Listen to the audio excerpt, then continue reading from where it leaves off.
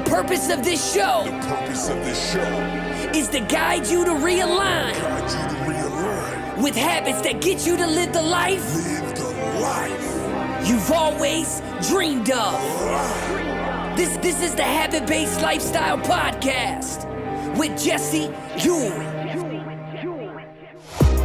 This is the Habit-Based Lifestyle, where you can access your full potential right now. Finally break free from destructive habits. That dream life, if you want it, you can have it. This is where you transform your health, mind, business, and relationships. Or do nothing and keep your life the way it is. But if you're ready for change, you're in the right place. This is where you're gonna learn how to live a habit-based lifestyle. You are tuning in to the Habit-Based Lifestyle Podcast with your host, Jesse Ewing. This is the Habit-Based Lifestyle. Let's go. All right. Welcome to the Habit-Based Lifestyle and Business Show. Today, we're going to be talking specifically about business habits and what are your worst and best business habits. So I'm here with my trusty sidekick, Caleb. Caleb, what's going on, man?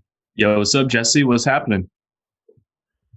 Just pumped to be on this show today. So happy Wednesday. That's right. Happy Wednesday. That's what we call it, right? Hump day. Okay, man. So we're going to get into today talking specifically about the worst and best business habits. Before we do that, I think the number one thing that we're going to talk about is, I posted a question yesterday and it was like, man, what are your best business habits? And again, the majority of business habits that I seen people have was like meditation, prayer, workout. And as I continue to read these, I continue to see that people don't really have business habits in the sense of things that will directly impact their bottom line in their business.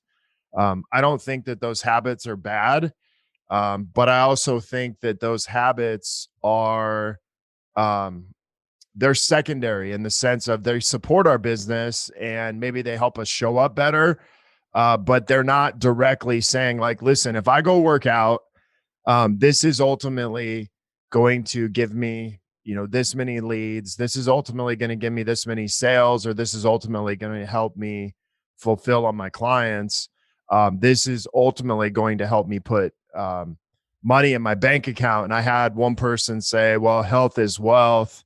And I said, well, unless you're a professional athlete, that is true. Health is wealth. But unless you're a professional athlete or somebody getting paid to work out, it's not really impacting your bottom line in your bank account today, if that makes sense. So as we kind of get into this episode, I want to give people a framework of how they can actually build out business habits. I know we talked a couple episodes ago about, hey, these are your 3 business habits you need.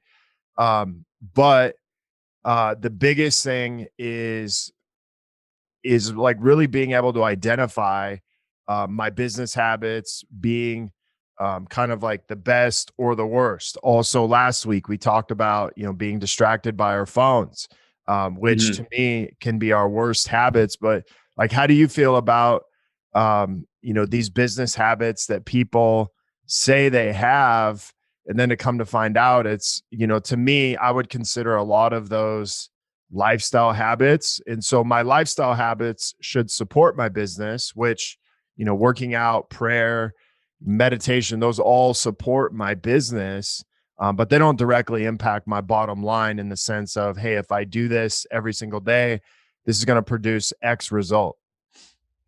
Yeah, it's super easy to get caught in the loop of doing all these lifestyle habits and say they are for business. I think it's also a really good escape for people who don't know or don't want to actively work on their business, and they get caught up in I have to work out every day for my business. I have to meditate every day for my business. And they miss out on all the business habits, or they don't even know about habits that they can do to get leads, to brand themselves, to brand their business, to lead their teams.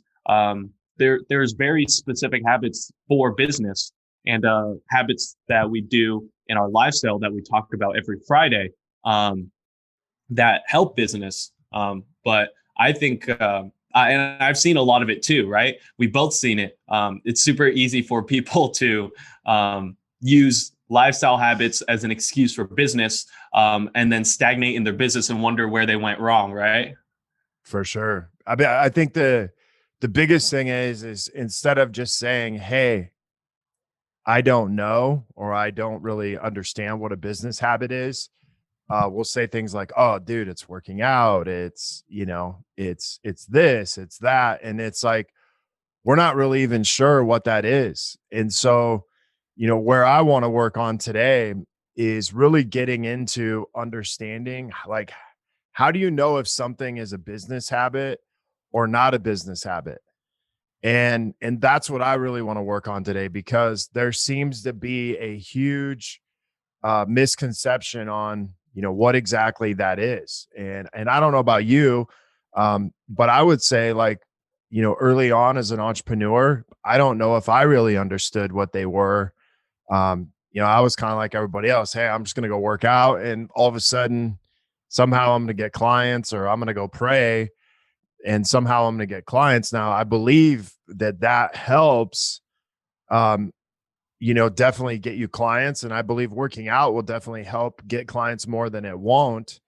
But I don't know if working out is going to directly help me sell, something. Secondarily, it will. So I like to think of, we talk about lifestyle, is working out is a lifestyle habit. No different than it would be like, say that we're getting into a sales conversation, and it would say, okay, well, a sales conversation is a lifestyle habit. So I'm going to go sell, everybody at the gym that I work out at, and that becomes a lifestyle, business habit.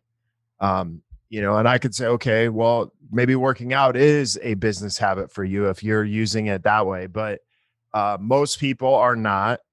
And so where I want to get to is like, hey, are you really exposing, the blind spots in your business? And what does that mean? That means that, like, if you said, yeah, working out is my habit, is my business habit, then I'm probably going to say, well, you have a blind spot. And the blind spot is that you actually think working out and doing shit like 75 hard is going to directly impact the bottom line in your business. It may get you to show up differently, but it's definitely not going to bring you in probably any more clients unless you're taking a bunch of selfies and posting pictures all over Facebook. And maybe you're a trainer. I could see how that you would make sense of that. But if you're not doing that and you're not a trainer, like, I don't really see how that impacts the bottom line in your business. And so that becomes a blind spot, is we don't really have a business habit. And so then we sit in this place of, well, I work out, I read. Reading is even a secondary habit, because I can read anything I want. If I'm not, implementing, if it doesn't work on my bottom line, then chances are it's not working. So what would you say is the main difference, just to clear it up for everybody watching, was the main difference between something that counts as a business habit, right? And something that's a lifestyle habit? Well, a lifestyle habit is a habit that would support an area of, my life. So a lifestyle habit would be like, okay, working out supports, my mental health, physical health, relational health. It supports all these areas of my life. And so that's what a lifestyle habit, it should be something that supports something else, also inside of, what we do. We kind of call it like a cascade habit. Like, it cascades down into impacting other areas of your life. And yes, working out impacts your business. Meditation impacts your business, but it doesn't directly put money in your bank account. Again, unless you're an athlete or someone who gets paid to do that. But A business habit is something that directly impacts your bottom line in your business, your top and bottom line in your business, which means this business habit should or needs to either help you get leads, help you get sales, or help you on fulfillment inside of your business. And all three of those things directly impact the bottom line. Mm. So, what are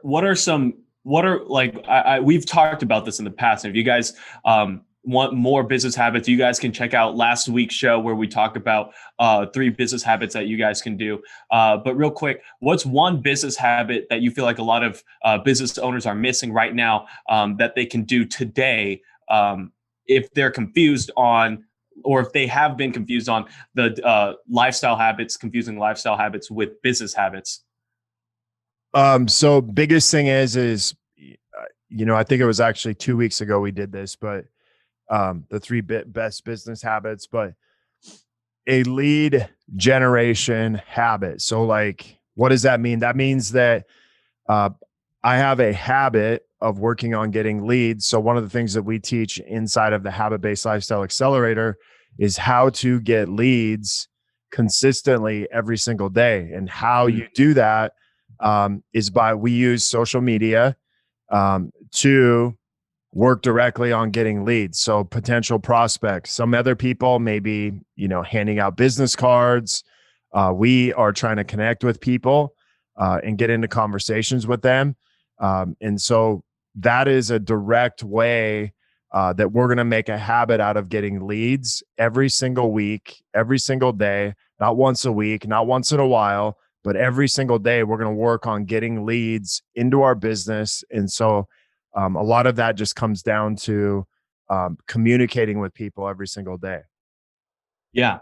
I see it all the time too. Even people in the Habit-Based Lifestyle Accelerator program, even what we practice is constant content creation and lead generation. It's what a lot of people are missing. We go through a lot of Facebook profiles a day. We see a lot of business owners. One thing they're not doing is producing content that educates potential clients, potential leads, prospects. They don't do that. They expect other people to just message them and come to them without pushing out any content that's relevant for people who are eventually going to buy from them or use their service, right? So that's one thing that we do, or we teach our clients how to do. That's a direct business habit that a lot of people don't do. We see it all the time, right? In real estate, I would say insurance, everything.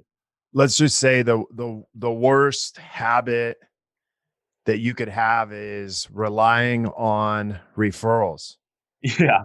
And so that habit is like, okay, well, a lot of the business owners we work with is like, hey, what's your number one lead generation source? And they all say the same thing. Well, I just have referrals. I'm like, okay. Yeah. Referrals are like icing on the cake. They're not the actual cake. Having a lead generation system and understanding what it takes to get leads, that is your cake, right? And then the referrals become the frosting on top. And so it's like, man, this cake is amazing, but with this frosting on the top, man, it's so much better. And that's the way that, imagine if you were eating a cake and there was no cake, it was just frosting. You're not getting the full amount. And so what I see with a lot of business owners is they're trapped in this mindset of, well, I get a lot of referrals and I don't need to market. And that is, probably one of the worst habits you can have as a business owner. And I will say, even for me, back when I owned my own training facilities, is I used to say the same thing, like prior to like 2012, 2011, even when I first started, I was like, hey, almost like bragging. My number one way that I got clients was through referrals. And I would brag about it. And then I realized the power in getting referrals and the power in having a lead generation system. And that's when my business went from doing, barely 1 million a year to doing multi-million dollars in a year. And that's the difference. So a lot of business owners want to grow in their business. The problem is they're stuck in the referral mindset, which means, hey, I'm going to rely on my referrals, which is good that you're getting referrals. That means that, hey, if you're that good at fulfillment, that you're getting referrals, you should probably get more people in your business, and you probably get more referrals and you make more money. And so this brings up kind of like a really stupid point. Like, if you're that good to get referrals, then why would you not want more people? That if you have more people coming in your business, now you have more referrals, and you're kind of, like I said, you're getting more icing on the cake, and you're getting more cake too. Yeah, and this actually directly like ties into what we've talked about a couple of weeks ago, about creating versus like waiting, right? A lot of Right. times referrals is an easy way to wait for business to come to you or expect other people to do business for you. Whereas actively creating a lead generation system is you creating in your business, building your brand, and getting other people excited for what you're creating, right? That's one way I see it too. Referrals are not bad at all. Referrals are great. It gets people excited about your brand and your business, and them wanting to tell them their friends to enroll is amazing. But when you only rely on that, I feel like a lot of times we're waiting for other people to do the heavy lifting, and we're sitting here waiting like, I didn't get enough referrals today. Whereas when you create a lead generation source, it's you creating and actively implementing business habits, Right. to And get clients. I really believe if you're getting referrals, that tells you the quality of business you have. Mm-hmm. And so that means, like, hey, if you're really that good and getting that many referrals, like, why would we not want more people to come in to see you, so that you could help them? And then, like you said, we're not waiting around for business to happen. We're making business happen. And we actually, that was one of the things that built my business originally. This was kind of before, Facebook became really popular. Was, man, we built, a business off of a referral network. I remember, training a couple of clients at a golf club, and that turning into literally building my business to taking over an entire golf club where we were pretty much training everybody. And that happened in a matter of about, 12 months. And that took a business from doing, $25,000 a month to doing $60,000 to $70,000 a month in a year, which is huge. But I realized that, when I started marketing, I could count on a calculated effort of, hey, if I, spend this, if I do this, this gives me this amount of people. And so the same thing on this is, like you said, it's about content, but it's not just about posting content. It's about posting specific content that actually attracts your ideal customer. And then that turns into what would be next, which is, a sales conversation. And so the first part of this is like, hey, what are my best and worst business habits? How do they impact my numbers? Number one is, my best would be, creating content that attracts my ideal customer. The second one, which are the first business, worst one would be waiting around for referrals. That's got to be one of the worst business habits, because like, you're just sitting there waiting, like hoping, wishing, and praying. And I can remember times in business early on where it's like you're sitting at a desk staring out the window and you're like, man, I hope somebody walks into my business. Or maybe now you're staring at a computer screen and you're like, I hope somebody, reaches out to me today. And that's not a way to operate a business. Yeah. Josh Pepping just commented, we train as a team on different aspects of the practice every week. Each week's training depends on the metrics that are telling me in the area that we need to focus. Continually looking at data and not opinion has been huge. That's his number one habit inside of his practice. When we fall off training, we see visible dip in patients as well. So one of Josh's business habits is he does team training. So he trains his team on the practice on areas in his practice that need attention. Okay. Awesome. And I would consider that a weekly habit, which obviously has. So here's what I would say is go one step deeper. Josh, if you're watching this, go one step deeper. And what is a daily habit that you could give your staff that, you can read this data on a day-to-day basis. They can begin to implement things on a day-to-day basis. And so,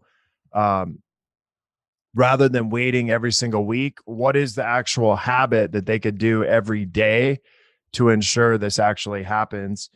That's what I would want to, go deeper on. So I love the fact you have a meeting, you have a training every week, but what is the habit that you're implementing to make that actually stick on a day-to-day basis?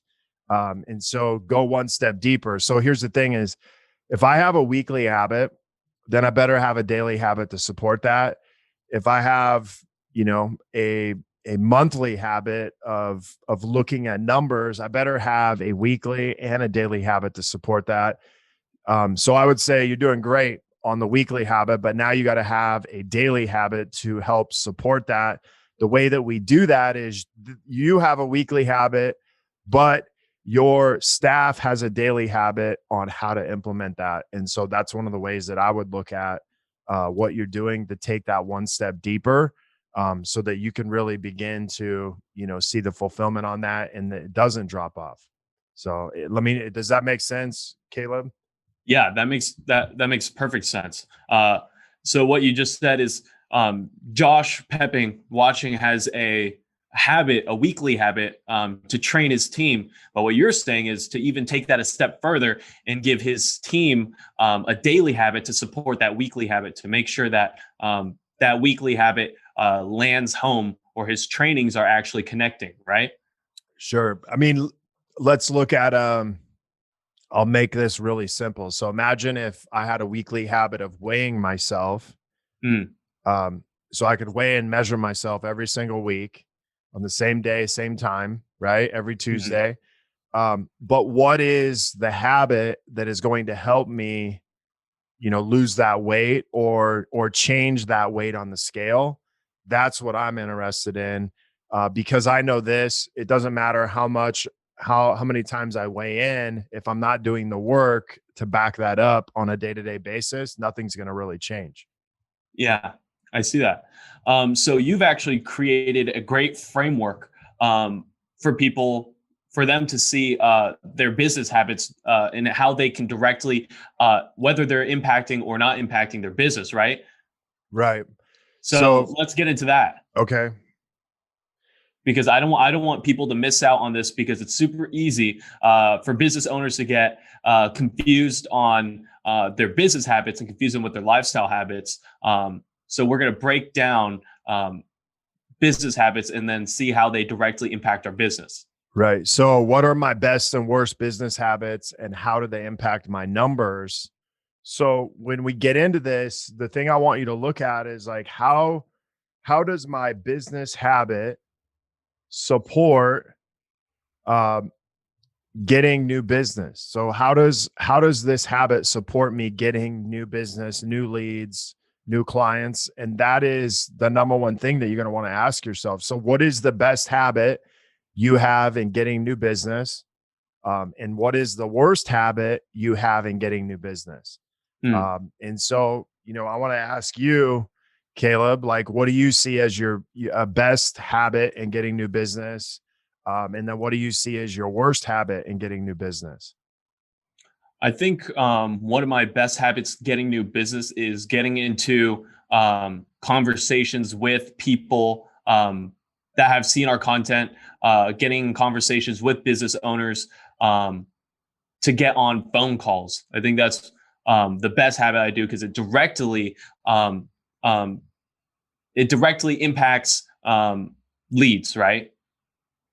And I would say my worst business habit would be it's very easy for me to get caught up in scrolling, right?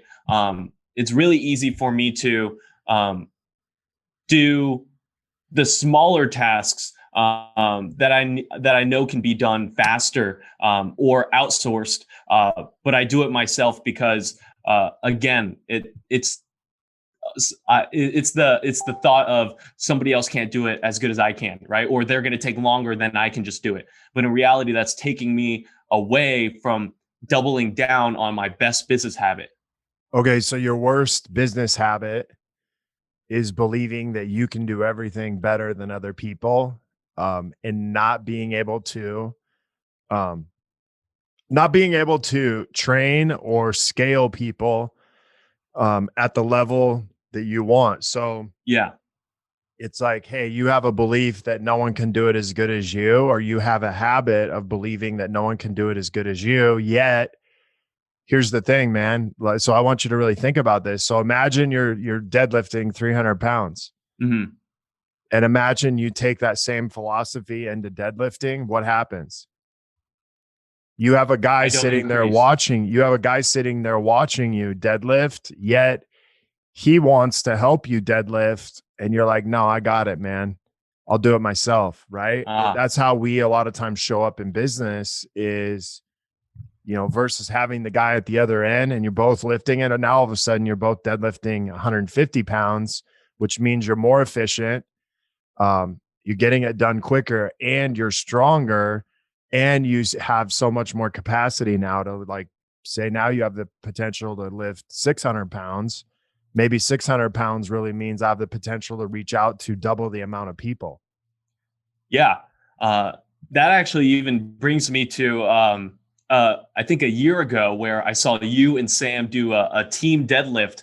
And you guys literally stacked the whole bar with weights, and both of you guys, I don't know if you remember, both of you guys lifted it up. And I was like, holy crap, that's like an unbelievable amount. I mean, one person could do that. And that's probably, the really professional weightlifters who trained their whole lives to lift an unreal amount. Whereas you and Sam were doing it together, and it was way easier. So yeah, that makes a lot of sense.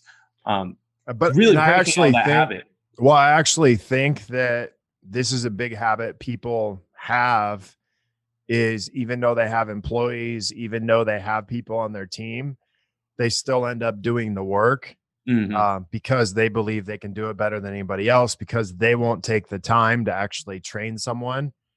And what I've found is, I think a lot of business owners had that. I had that, but it was like, man, if I train someone, that makes me better and makes them better, and makes everybody better versus me believing the story of, hey, no one can do it like me. Mm-hmm. So, yeah. I will say, let's see, the habit is supporting you in getting new business is, obviously getting into more conversations. Yeah. If you want more leads, if you want more people, you're going to have to talk to more people. Like, it's a simple game, right? Yeah. And I love the analogy of, we used to pass out business cards, at least back, 2001. Yeah. 2001, 2002, you'd hand out a business card, and however many business cards you'd hand out was ultimately, you were able to communicate with more people. So that gave me the potential to have more clients. Now you can do a lot of that on, social media, as we can reach out to people on social media and have conversations with them. But if I want more new business, I got to reach out to more new people and potential clients. I would say the worst habit maybe in that also is believing that people are going to reach out to you versus you reaching out to them. So you sit around and wait, and you don't do anything. And you're like, hey, I'm just posting content thinking somebody's going to be like, yeah, I want to work with you. But you have to reach out to people at the end of the day. And that is going to support you in getting new business. Yeah. And I can't pass out, what is it called? I can't pass out cards or business cards if I'm busy in the sweatshop making the business cards by hand. For sure, man. Yeah. the cool thing, it took a long time to hand out 20 business cards, to get into 20 conversations, on social media is not that hard. Yeah, social media makes way easier to create a quote unquote digital business card, which we teach is your Facebook profile, and handing that out. That's what we do specifically in our course to create habits, to hand out our digital business card, right? Digital billboard, baby. Yeah. So what's the next part of the framework? We talked about looking at our best habit and our worst habit and how they impact our business, right? For me, the best one was getting into conversations with people, with our target audience, right? And my worst business habit is believing that I can do it all myself, and it slows me down from getting into more conversations, which is my best habit, right? Right. What's the second piece to this framework? So what habit is supporting you in getting into sales conversations? So one of the biggest things that I see with people, so this would be the worst. So we have the best habit supporting sales conversations. The worst habit, I'll start with the worst. The worst is not asking. Okay. And so what does that mean? That means that I'm not asking for a phone call. I'm not asking for, you to step into a conversation. I'm not even asking if you're interested in what I have to offer. And so in doing that, that is the ultimate worst habit that we can have, is not asking for a sale, because here's what we know. If you don't ask for it, you'll never get it, right? You'll never get a sale you don't ask for. And you'll never get what you want if you don't ask for it. And so if you're not getting into sales conversations because you fear you might get rejected, because, you're afraid to, be judged, or you think people are going to be like that, ultimately, the name of the game is sales. The more conversations I can get in around sales, the better I'm going to be at sales, and the more opportunities I'm going to have. Okay. So it's taking the best and worst habits and seeing how can I get into more sales conversations. Is that correct? Yeah. Sales conversation, whether it's, getting on a phone call, whether it's, inviting someone into a deeper conversation, whatever that is, or whatever that looks like for you. Even with existing clients, it could be upselling them into another program. It could be asking people that, hey, I have this program that helps this type of person. Is this something you're interested in? What I find more than ever right now is people in business are afraid to ask for what they want. They're afraid to ask for a sale. They're afraid to make a sale or make an offer. And they fear being judged, or, people being like, dude, this guy's like asking me for a sale. And what I find is people are afraid of that right now more than ever. And they don't want to be turned down. But inside of that, if you don't ask for it, you're definitely not going to get it. Yeah. So we talked about the best and worst habits. Then we talked about looking at our habits to get into sales conversations, right? What's the next part of this framework that we can look at our business habits and put into practice in our business? So basically, if we say, listen, I'm getting more leads, I'm getting in more into sales conversation. Obviously, the natural thing that we got to get into now is fulfillment. So what habit supports my fulfillment process for my clients? And this could be something as simple as, reaching out to your clients, on a day-to-day basis, checking in with them on a week-to-week basis, or giving them an opportunity to step into a call, some way that we can support their fulfillment. Just basically holding them accountable. Accountability is a great way to help people fulfill. The opposite of that, or the worst of that, is when we, have clients and we don't check in on them. and they feel like they're kind of lost or all alone. I can't tell you how many programs that I've done where I've signed up, for it. And then it was like, man, nobody ever checked on me or even like reached out to me on a week to week basis, let alone, a month to month. Bless you. Yeah. So not only is it conversations happening in sales or to generate leads or to get in to learn more about your industry, but it's also conversations to help people through the fulfillment process, right? Not just selling them, leaving them and saying, okay, great, you got it. And then leaving them to it, right? It's also an ongoing conversation inside of a fulfillment process as well, too, right? Fulfillment is really us fulfilling on the promise of, hey, this is the results that we're going to help you get. I have to fulfill on my end of it, and then they have to fulfill it on their end of it. And so in doing that, there's a level of accountability. There's an expectation of results. These are the results that, you said you wanted.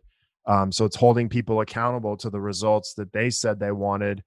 And just going through that process, and then also being able to check in with them on a week to week basis, and having ways we can do that, whether it be through metrics, whether it be through our team, whatever that is. But we have to continually hold people accountable to what they said they wanted.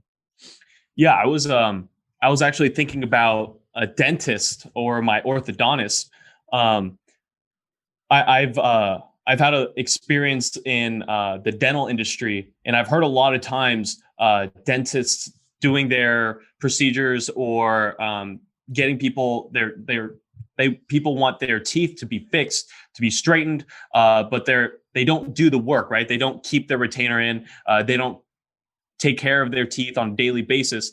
And the dentists don't check in on their patients. So when their patients come back for their next cleaning, they're like, what did you do? You just undid everything that we did before, and now we have to start over again, right?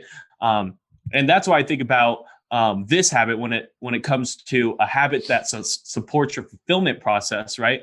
Imagine if every dentist had a person that just checks in either weekly or regularly with their clients who are wanting a result, right? It'll eventually help them get the result faster than other dentists, and people will want to come back to that dentist because there's a level of accountability in their fulfillment process that other dentists don't have, right? Right.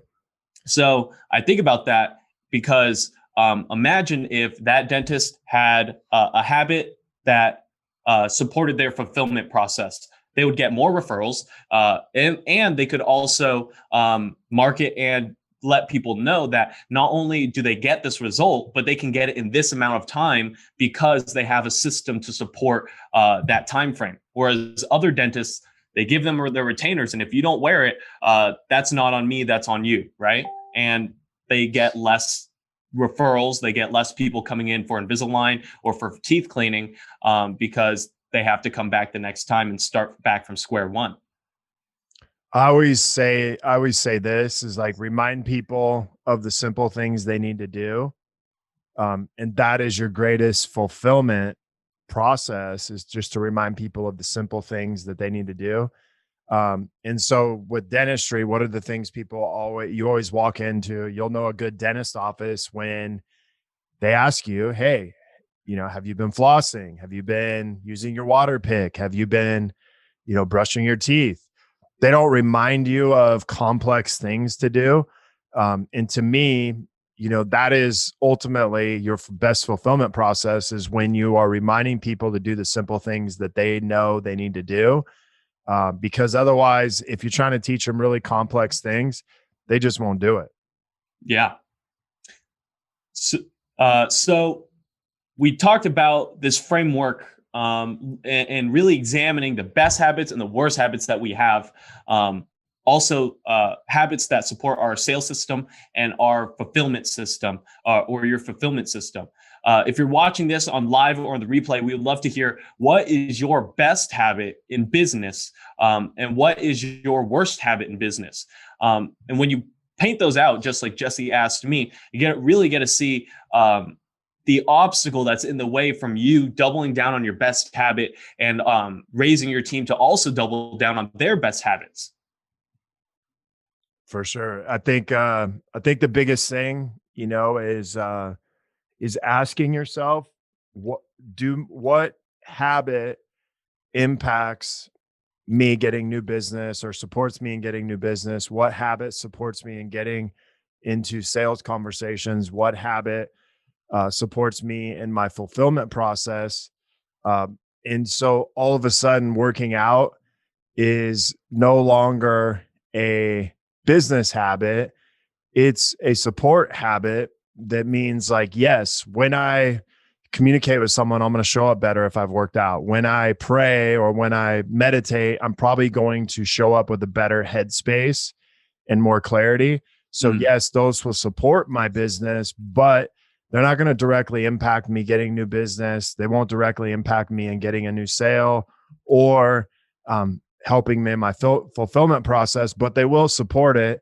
And maybe that might be the bigger lesson you could learn is a lifestyle habit will support your business habits, but it won't directly impact getting new business, getting new sales, and getting into fulfillment.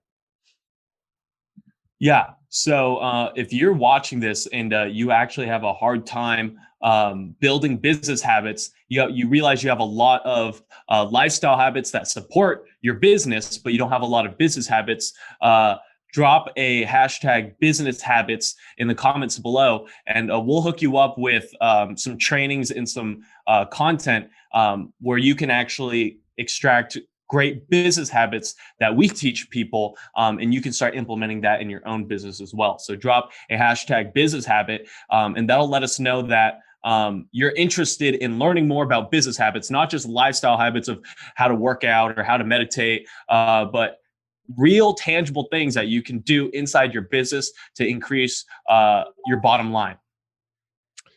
All right. So Friday's show, we're going to be talking about a couple mindset habits because something's came up this week where a couple people were like, man, I feel like I'm kind of a fraud sometimes. I feel like I'm out of alignment with what I'm offering, and I'm having a really hard time stepping into, who I feel I really am.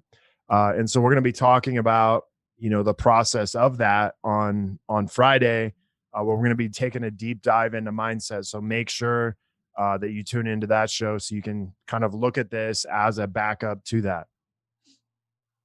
Awesome. Is there anything else that we want to leave people with? I think the biggest thing is just asking yourself the question, like, how are my habits really impacting my business? On a day-to-day basis, from new leads, new conversations, and fulfillment. And are the business habits I currently have, are they more supporting my business or directly impacting my business? And I think leaving you with those two things opens you up to realize that maybe a lot of your business habits are more habits that support your business. Yeah. And I got something great too. I got to see a huge, my worst business habit and how it's actually affecting me and my ability to produce more great business habits. So this exercise is great. Highly encourage everybody watching to do this. And make sure to drop a hashtag business habits if you want to learn more. And then also this week, guys, we're going to be giving out Habit Life hooded sweatshirt. These are brand new. We just got these in. So we're going to be giving away one of these on our Friday show. And we hope to see you guys there. You guys have a great Wednesday. Awesome. See you, everybody. The purpose of this show is to guide you to realign with habits that get you to live the life you've always dreamed of. This is the Habit-Based Lifestyle Podcast with Jesse